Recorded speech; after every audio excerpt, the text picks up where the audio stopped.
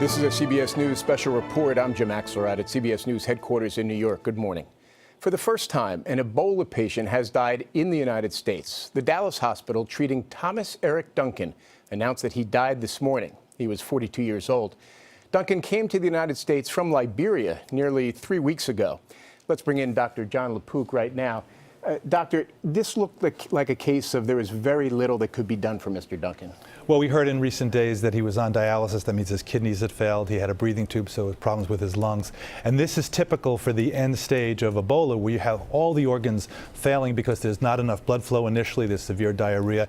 And this virus is so insidious because it does two things when it invades. It turns off your own immune system, and at the same time, it sets up a huge inflammatory response that makes the whole body really go into disrepair. So when we hear reports coming out of the hospital, perhaps there was a small sign of progress? Well, it's hard to know exactly without being there. I mean, I think one of the things is that supportive therapy, which is giving intravenous fluids and giving clotting factors and things like that, can be helpful if given right away. Now, don't forget, there was a 4-day delay between when he got sick on the 24th and he actually was admitted to the hospital on the 28th.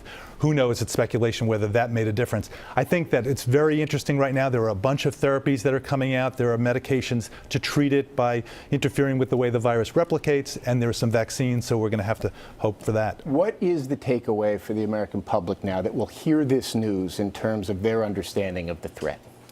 Okay, I think that with more and more cases in Africa, we're going to see individual cases in the United States. However, that's not the same as an individual outbreak.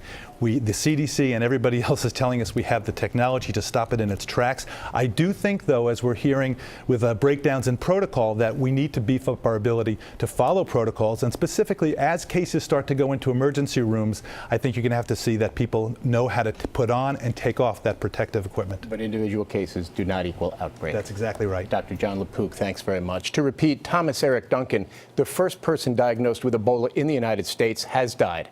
There will be much more about this on your local news on this CBS station, online at cbsnews.com, and tonight on the CBS Evening News with Scott Pelley. For now, I'm Jon Axelrod, CBS News in New York. Good day. For news 24 hours a day, go to cbsnews.com.